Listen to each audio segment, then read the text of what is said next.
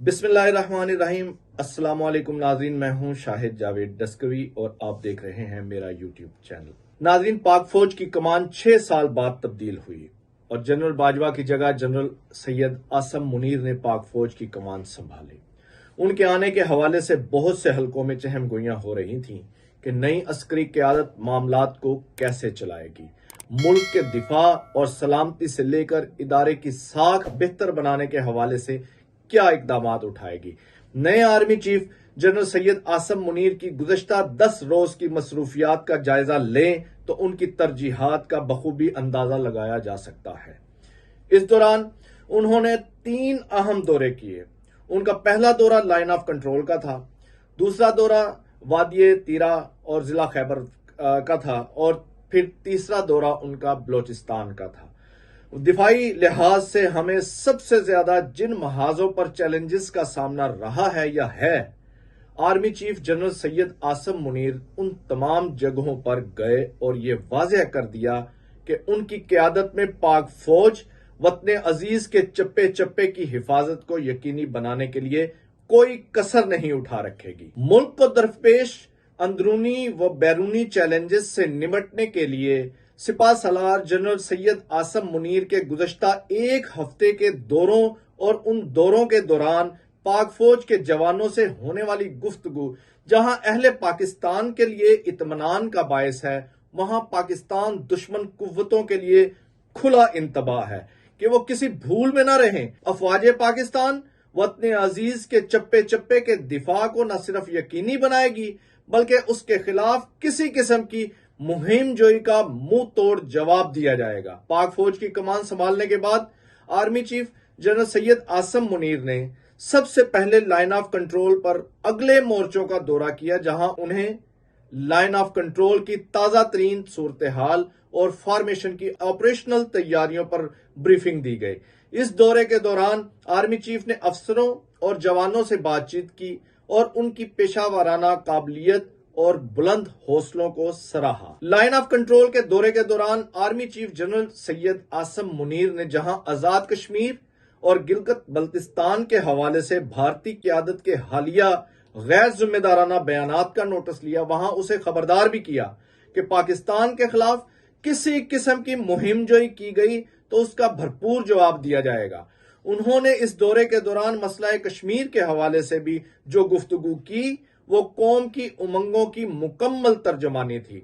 6 दिसंबर को army chief general Syed Asim Munir ने वादिये तिरा और जिला खैबर का दौरा किया और पाक अफगान बॉर्डर पर तैनात फॉरवर्ड जवानों के साथ दिन गुजारा।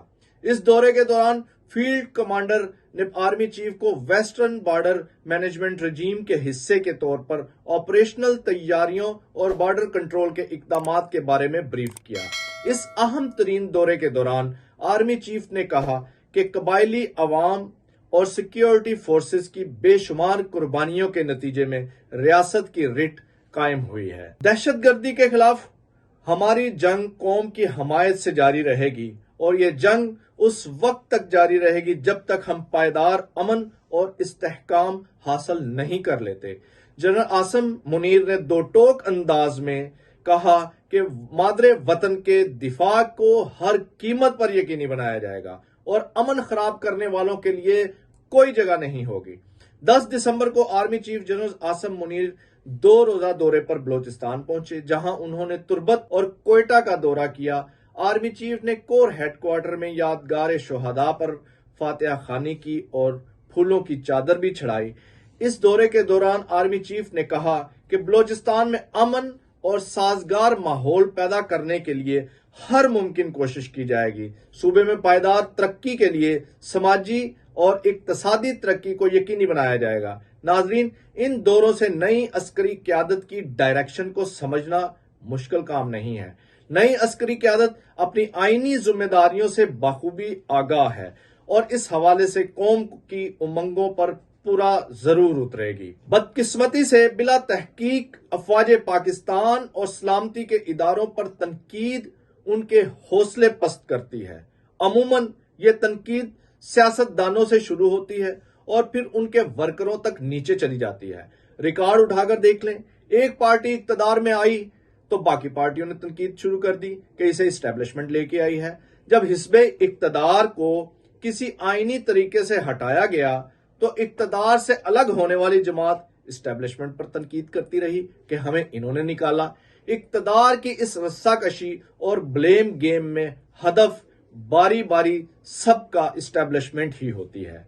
अभी कल की बात है, मौलाना फजलुर रहमान ने कोयटा में वकला से खिताब करते हुए इदारों को तनकीद का निशाना बना डाला। वो तो अमूमी जलसों में यहां तक कह देते हैं कि इस्टेब्लिशमेंट हमें इक्तदार में आने नहीं देती। आप अंदाजा लगाएं कि मौलाना की जमात हमेशा से सिर्फ केपीके और बलोचिस्तान के चंद हलकों तक महदूद रही है। पंजाब और सिंध में कभी इन्होंने अपने उम्मीदवार खड़े नहीं किए। इन सूबों में मौलाना के पास तमाम हलकों में खड़े करने के लिए उम्मीदवार नहीं होते और मौसूफ को इक्तदार तक पहुंचने के लिए इदारे रोकते हैं। मौलाना एक आलम दीन है जो उलूम नबुव्वत उनके सीने में अल्लाह ने महफूज किए हैं। उनकी वजह से उनका मुकाम बाकी सियासतदानों से जुदा है। इसलिए उन्हें सिर्फ अपने मनसब का लिहाज करना चाहिए, बल्कि उन उलमा की दस्तार की भी फिक्र करनी चाहिए जो उनके पीछे हैं। जिस दिन इस मुल्क में झूठ की सियासत का खात्मा हो जाएगा नाज़रीन, उस दिन हकीकी तब्दीली आ जाएगी। अपना और अपने चाहने वालों का ख्याल रखिएगा। इजाजत दीजिए। अल्लाह हाफिज।